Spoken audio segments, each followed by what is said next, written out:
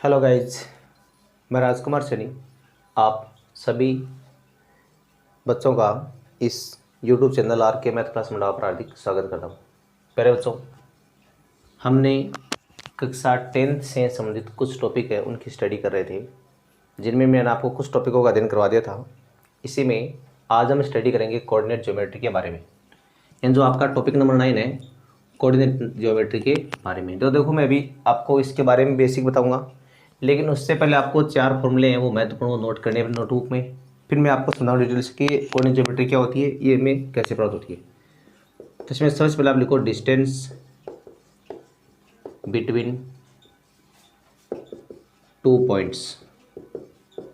अगर आपको 2 पॉइंट्स के बीच की डिस्टेंस निकालनी होती है तो हमेशा ऐसे निकालनी है, प्लस यानी x2 माइनस x1 का whole square plus y2 minus y1 का होल स्क्वायर। ये फॉर्मूला कहाँ से है, कैसे बना, मैं ये सारी बातें आपको बताऊंगा, ठीक है ना। दूसरा, फिर जो डिवाइडेशन है उसके देखो 2 फॉर्मूले थे। तो आपका इंटरनल डिवाइडेशन, यानी आप लिखोगे इंटरनल डिवीजन फॉर्मूला। जो याद रखना है कि x के लिए क्या आएगा आपका m1 x2 plus m2 x1 upon में m1 प्लस m2, और y के लिए याद रखना है m1 y2 plus m2 y1 upon m1 plus m2। ये दोनों फॉर्मूले आपको इसी फ्लो में से याद रखने, ठीक है ना। फिर उसके बाद में आपको याद रखना है एक्सटर्नल डिवीजन फॉर्मूला। इसमें देखो क्या है कि इन दोनों में कोई अंतर नहीं है, जहाँ पर इसमें प्लस है वहाँ माइनस करना आपको। m1 x2 minus m2 x1 m1 minus m2, और यहाँ पर y के लिए जाएगा m1 y2 minus m2 y1 upon m1 minus m2। फिर आपको एक मिड पॉइंट का और लिखना है, coordinate of mid point, coordinate of mid point. तो देखिए, मिड पॉइंट्स के जो कोऑर्डिनेट होते हैं वो याद रखने हैं। x का तो होता है आपका x1 प्लस x2 अपॉन 2 होता है, और y का होता है y1 प्लस y2 अपॉन 2 होता है। ये चारों फॉर्मूले सबसे पहले आपको अपनी नोटबुक है उसमें नोट करने हैं। उसके बाद में अब हम जो अपनी बेसिक बात है वो टॉपिक के बारे में वो भी करने वाले हैं। तो देखो, बेसिक सीखने से पहले एक बार फिर से, अगर आप में से जो बच्चा नया है यूट्यूब चैनल पर या जिसने अभी चैनल को लाइक और सब्सक्राइब नहीं कर रखा है, तो आपसे एक रिक्वेस्ट है कि आप चैनल को लाइक और सब्सक्राइब अवश्य कर ली, ताकि आपको इस टॉपिक से संबंधित अब आगे जितने भी वीडियो बनेंगे उन सब का नोटिफिकेशन आपको समय पर पहुंचता रहे, ताकि जो आपकी स्टडी है वो लगातार जारी रह सके। तो देखो, हमारे टॉपिक का नाम है कोऑर्डिनेट ज्योमेट्री। सबसे पहले तो हमें इस बात का ये पता होना चाहिए कोऑर्डिनेट ज्योमेट्री क्या होती है, ये क्यों काम आती है, किस लिए काम आती है, ये सब आपको पहले जानना जरूरी है। तो देखो, सबसे पहले आपको ध्यान रखना है, ये जो कोऑर्डिनेट ज्योमेट्री होती है वो कोई भी पॉइंट की जो सिचुएशन है उसको आपको, मतलब स्काई में आपको अगर किसी भी पॉइंट की सिचुएशन को रिप्रेजेंट करना है तो क्या काम लेंगे हम, कोऑर्डिनेट ज्योमेट्री काम में लेंगे। जैसे मान लो कि मेरे को ये पॉइंट 1 2 दिखाना है, ये कहाँ पर है, मतलब इसको 3D में आप इसको कहाँ रिप्रेजेंट करोगे या 2D में इसको आप कहाँ रिप्रेजेंट करोगे। तो जो आपकी 3 डिमेंशन या 2 डिमेंशन ज्योमेट्री है उसमें जो आप इसको रिप्रेजेंट करोगे तो उसके लिए आपको किसी जरूरत पड़ेगी, कोऑर्डिनेट ज्योमेट्री की जरूरत पड़ेगी। ये एक्स हो गया, X dash Y, Y dash मान लो यहाँ पर 0 है, 1 2 3, यहाँ 1 2 3 -1 -2 -3। अब जो 1 2 है पॉइंट यार आपका, मतलब इस 3D में या 2D में जो आपका पॉइंट है वो आपको कहाँ मिल रहा है, उस पॉइंट पर आपका जो पॉइंट है उसकी सिचुएशन आपको प्राप्त हो रही है। तो ये तो सबसे पहले इसका हो गया मुख्य काम। अब वास्तव में ये कहते किसको, देखिए आप, जिसे आपने मैथमेटिक्स है, तो इसकी आपने बहुत सारी जो शाखाएं हैं वो पढ़ रखी है, जैसे अलजेब्रा है, या मान लो नंबर सिस्टम है, या मान लो ट्रिग्नोमेट्री है, या मान लो जियोमेट्री है, या मान लो आपका मेंसुरेशन है, या मान लो स्टैटिक्स है, यानी या मान लो आपकी कोऑर्डिनेट ज्योमेट्री है।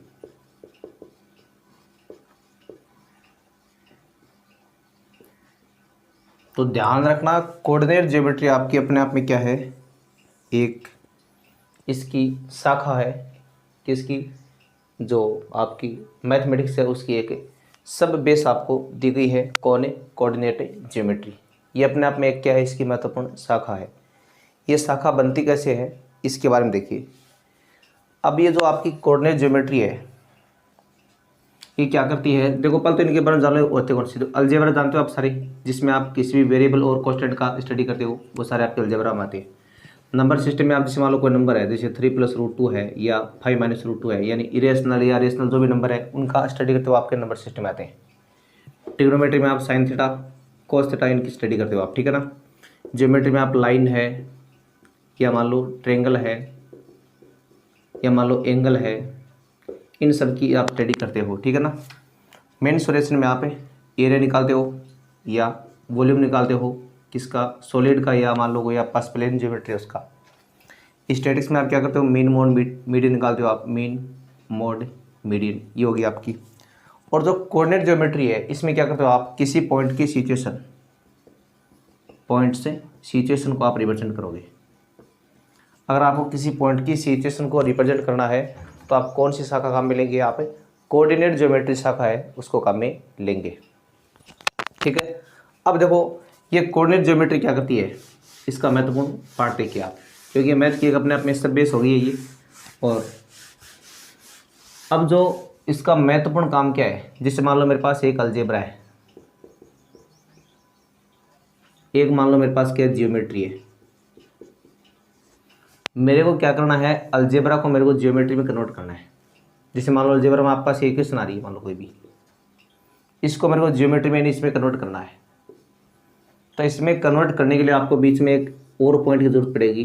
वो पॉइंट क्या होगा आपका, कोऑर्डिनेट ज्योमेट्री होगा। यानी मैथ की जो आपका एक सब बेस ऐसा हो गया, एक ऐसा शाखा होगी जो क्या करती है, अलजेब्रा को ज्योमेट्री से कनेक्टिंग करने का काम करती है। कौन सी, कोऑर्डिनेट जियोमेट्री।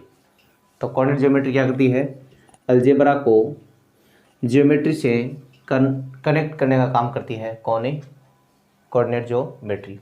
अब जैसे मान लो ये रेखा आप, मेरे पास एक लाइन है, लेकिन ये लाइन है वो आपके अभी फिलहाल किस रूप में है, अलजेब्रा के रूप में है। और ज्योमेट्री रूप में कैसे आएगी, मान लो ऐसे आएगी, या मान लो ऐसे आएगी, या मान लो ऐसे आएगी, मतलब कैसे भी आ जाएगी ये, तब वो किस रूप में जाएगी आपकी, ज्योमेट्री के रूप में। अब वो किस रूप में, आपकी अलजेब्रा के रूप में। अब मेरे को इसको इन रूप में लेने के लिए क्या करना पड़ेगा, कोऑर्डिनेट ज्योमेट्री उसको काम में लेना पड़ेगा। तो देखो इसके लिए हम क्या करेंगे, अब जैसे मान लो मेरे पास यही, मान लो कि मेरे पास ये लाइन आ रही है, x + y = 4 है। इससे अगर मेरे को लाइन बनानी है तो मैं लाइन सीधे नहीं बना सकता। मैं लाइन में कन्वर्ट करने के लिए मेरे को पहले कोऑर्डिनेट ज्योमेट्री की जरूरत पड़ेगी। कैसे, मैं यहाँ पर एक टेबल बनाऊंगा इस तरह से, x y 0 मान लो 2, ऐसे मैंने कुछ पॉइंट लिए हैं। x का मान 0 रखा, y 4, x का 2 रखा तो y आएगा 2, y का 4 रखा तो x आ गया 0। ये कुछ पॉइंट आ गए, मतलब मेरे पास ये तो पॉइंट आ रहा है 0 4, ये 2 2, ये 4 0। अब इन पॉइंटों की सहायता से आप आराम से बता सकते हो लाइन आपकी किधर से किधर जाएगी।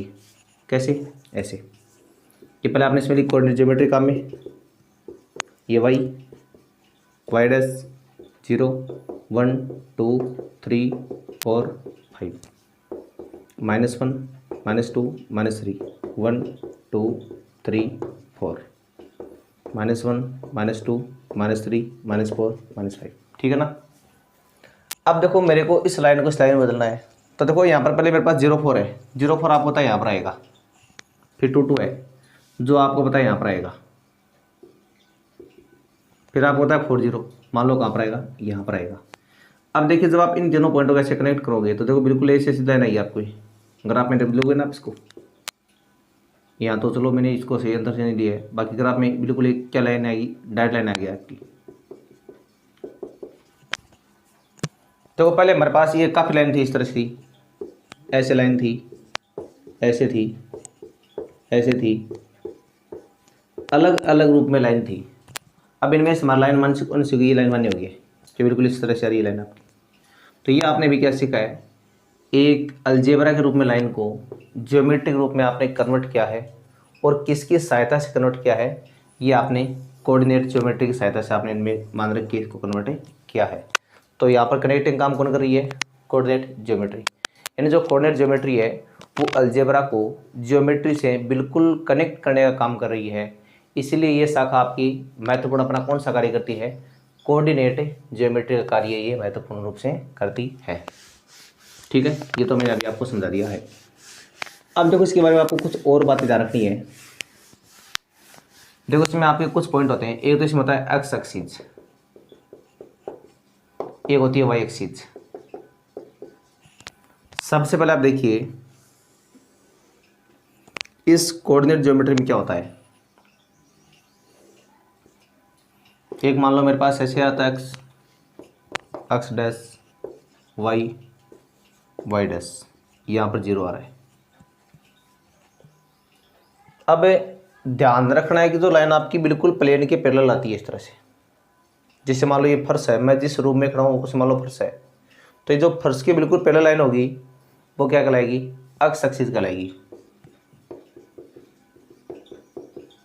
और इसका नाम आप ओरिजेंटल लाइन भी आप इसको बोल सकते हो, ओरिजेंटल लाइन।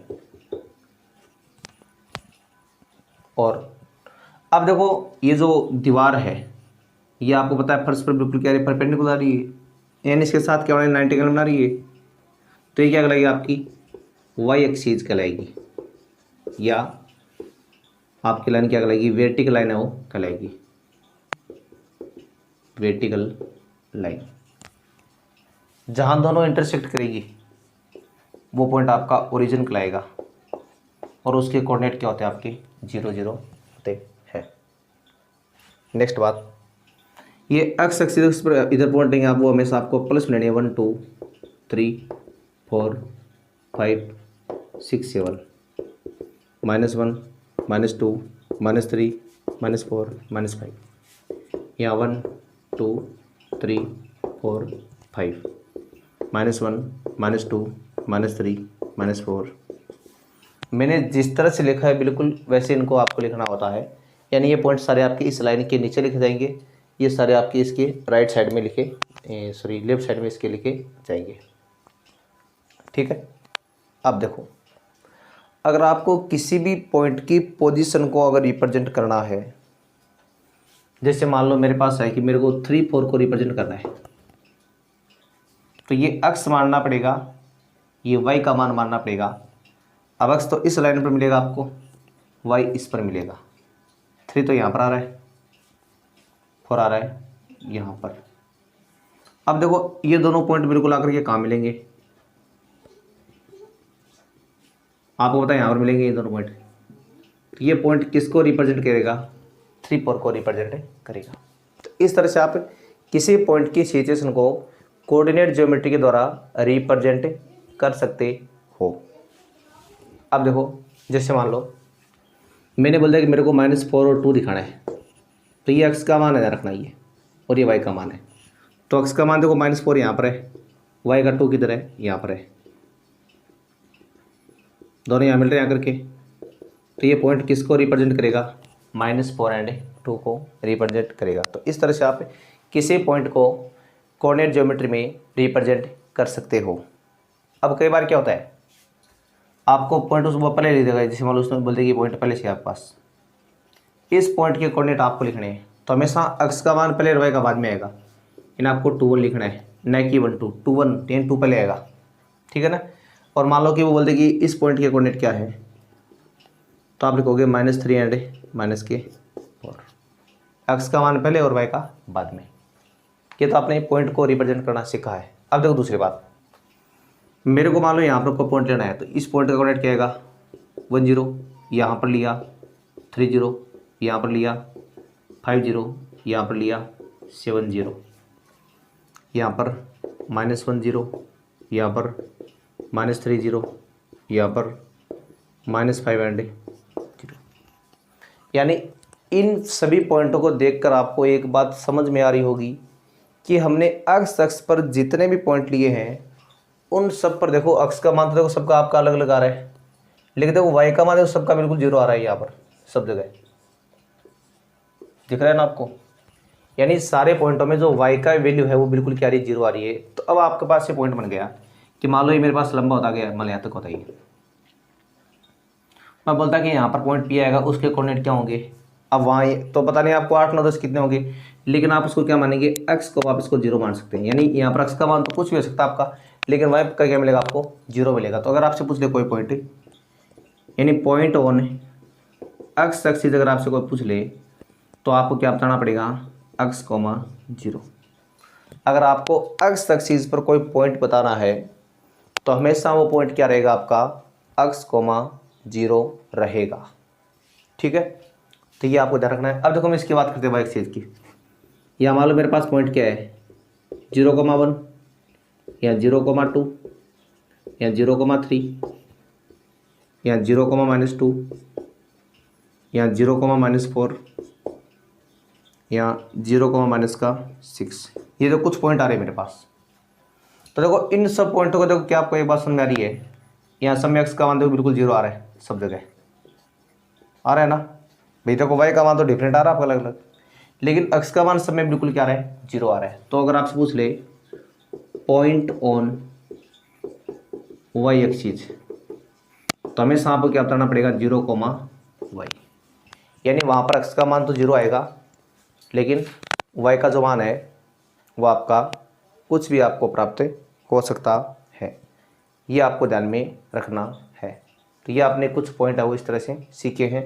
अब देखिए हम आगे कुछ और बातें हैं वो इसमें कर रहे हैं, ठीक है। ये बात शायद समझ में आ गई आपके। यानी अगर आपको x एक्सिस पर पॉइंट पूछे तो ये आएगा Px0, y एक्सिस पर पूछे तो P0y। ये दोनों बातें आपको बिल्कुल ध्यान में रखनी है। अब देखिए इसके अलावा आपको कुछ और बातें देखो ध्यान रखनी है। जैसे मान लो कि 2 पॉइंट होते हैं, उनके देखो बीच के डिस्टेंस का मतलब क्या होता है। जैसे मान लो मेरे पास ये पॉइंट तो ये आ रहा है, x1 y1 z1, चलो आपके 2 ही है ना, तो x1 y1 आ गया, ठीक है ना। ये बी आ रहा मान लो मेरे पास x2 और ये y2। उनके बीच की डिस्टेंस का मतलब आपको यहाँ से जो यहाँ तक की दूरी है ना, उसकी बात कर रही है। ये कांस्टेंट दूरी है जो आपके में से क्या रहेगी, धनात्मक रहेगी, इसकी आप बातें कर रहे हो, ठीक है ना। और दूरी निकालने का रूल आपने पढ़ रखा है, ये कौन सा, x2 - x1 का whole square plus y2 - y1 का होल स्क्वायर। अब तो ये फॉर्मूला आया कहाँ से, फॉर्मूला लिख दिया आपने, याद है आपके, लेकिन रटने की जरूरत नहीं है आपको। देखो मैं फॉर्मूला बिल्कुल आपको देखो बना के दिखाऊंगा एक बार, देखिए एक बार। जैसे मान लो मेरे पास ये 2D है, इन 2 डिमेंशन ज्योमेट्री है, ये y डैश, या ओरिजिन 0 0 आ रहा है। या मान लो आपके मतलब कुछ भी पॉइंट आ जाएंगे, ठीक है ना। मेरे पास यहाँ पर कोई पॉइंट है P, वो मान लो मेरे पास x1 और y1 आ रहा है। एक मान लो मेरे पास यहाँ पर पॉइंट है Q, जो x2 और y2 आ रहा है। अब मेरे को क्या करना है, इस P पॉइंट की Q से दूरी निकालनी है ये, ठीक है। मैंने क्या किया है, पहले मैंने एक बार इस लाइन के पैरेलल यहाँ से एक लाइन ली है, ये बिल्कुल पैरेलल ली मैंने। एक मैंने यहाँ Q से लाइन ली जो आपकी इसके पैरेलल है, इसके पैरेलल मैंने ये लिए, इसके पैरेलल मैंने ये लिए, और दोनों मान लो क्या कर रही है, दोनों मान लो यहाँ आर पर आके मिल रही है दोनों, ठीक है ना। अब देखो जब P पैरेलल है तो बिल्कुल यहाँ पर परपेंडिकुलर आएगी इसके, तो देखो दोनों यहाँ परपेंडिकुलर है ना, ये उसके पैरेलल है और ये इसके पैरेलल है। तो देखो जब यहाँ पर ही दोनों 90 का एंगल बनाए तो वहाँ पर क्या बनाएगी, 90 का एंगल बनाएगी।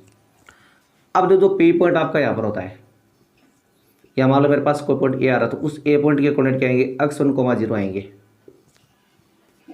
नहीं समझे, x1, 0 कैसे है, देखो जैसे मान लो यहाँ पर मेरे पास 2 होता है, तो यहाँ पर मान लो पॉइंट आपका 2, 0 है, मतलब मान लो 2, 3 है यहाँ पर, तो नॉर्मल सी बात है यहाँ 2, 0 तो आएगा ना इसके ऊपर, तो और तो उसकी सीध में है ना बिल्कुल, तो आएगा 1, 0 वहाँ पर। तो जब यहाँ पर x1, y1 है, तो यहाँ पर क्या आएगा x1, 0, जो आएगा 1, 0 होता है, आप जानते हैं इस लाइन के ऊपर पूरी पर। अब इसी तरह अगर आप इस पॉइंट की बात करते हो, मान लो मेरे पास बी पॉइंट है यहाँ, अब देखो जो आपका आर पॉइंट आएगा, सॉरी पहले आप इस क्यू को देखो, क्यू पॉइंट, ठीक है ना, मेरे पास जो क्यू पॉइंट है इसकी देखो दूरी कितनी है, x2 है ना ये, तो यहाँ पर भी क्या आएगा मेरे पास, ये x2, 0 आ जाएगा, ठीक है। अब देखो मैं क्या करूँगा, यानी यहाँ पर मैं ये जो दूरी पी आर है वो निकालूंगा पहले एक बार, पी आर। देखो नॉर्मल सी बात है, जैसे मान लो आपके पास ये 2D होती है, 0, 1, 2, 3।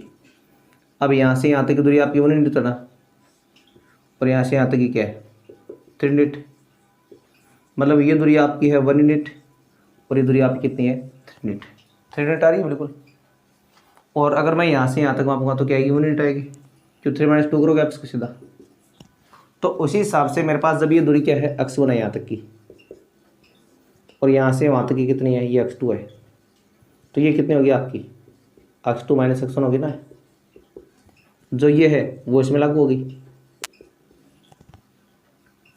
अब देखो इसी तरह से आपको क्या करना है, ये जो आपकी दूरी है, देखो ये कंप्लीटली यहाँ तक तो क्या है, y2 दूरी है, ये तो पूरी, तो मतलब ये पूरी दूरी क्या है, ये तो आपकी y2 दूरी है, और यहाँ से यहाँ तक की क्या आपकी y1 दूरी है, तो ये दूरी कितनी है, ये आपकी y2 माइनस से y1 आ गई। यानी जो आपकी दूरी r से q तक की दूरी है वो क्या हो गई है, y2 माइनस y1 हो गई है, ठीक है ना। अब देखो आपको क्या करना है, ये PQR एक राइट एंगल ट्रायंगल का बना है, इसमें आप लगा देंगे पाइथागोरस थ्योरम। तो इसमें हाइपोटेन्यूस मेरे पास क्या आ रहा है, PQ² आ रहा है, इधर PR² प्लस QR² आ गया। PQ का मान पता नहीं है आपको, PR का देखो मान x2 - x1 था, यहाँ तक आइए, तो यहाँ का x2 - x1 का होल स्क्वायर, फिर QR का मान क्या है, y2 - y1 है, तो y2 - y1 का होल स्क्वायर। अब PQ² का मान जब आप PQ लेंगे तो इसका रूट लेना पड़ेगा आपको, तो x2 - x1 का होल स्क्वायर और y2 - y1 का होल, तो ये आपने डिस्टेंस का फॉर्मूला बना लिया ना, कहीं रटने की जरूरत पड़ी आपको, कहीं नहीं पड़ी। तो इस तरह से आराम से आप जो कोई फॉर्मूला है उसको आप बना सकते हो, एक भी फॉर्मूला आपको रटने की आवश्यकता नहीं होगी। मैं आपको बाकी जो 3 फॉर्मूले बचे हैं वो बताऊंगा कि वो कैसे निकलेंगे, लेकिन फिलहाल हम एक बार आज केवल इस एक फॉर्मूले की बात करते हैं, वो हम कभी नेक्स्ट वीडियो में बात उनकी करेंगे।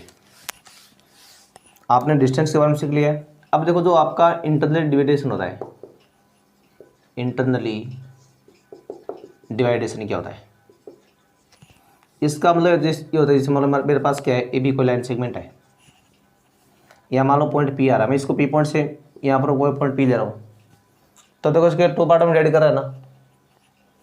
अब इतना जो पार्ट है उसका तो रेशियो बनेगा मेरा m1, इसका बनेगा m2। तो अगर आपका पॉइंट पी दोनों के बीच में आता है तो वो क्या कहलाता है, उसका इंटरनली उसको डिवाइडेशन कहलाता है। अब देखो एक्सटर्नली डिवाइडेशन क्या होता है आपका, एक्सटर्नली डिवीजन, जैसे मान लो मेरे पास ए बी क्या कोई लाइन सेगमेंट है, ठीक है। अब आपको करना क्या है, एक्सटर्नली जो पॉइंट इसको डिवाइड करें वो हमेशा इस लाइन के ऊपर नहीं आएगा, कहीं साइड में आएगा, इधर भी मान लो यहाँ पर आ रहा है। अब जो यहाँ से ए से पी तक दूरी तो आपकी मानी जाएगी m1, और यहाँ तक की मानी जाएगी आपकी m2, तो अनुपात वही बनेगा आपका m1/m2।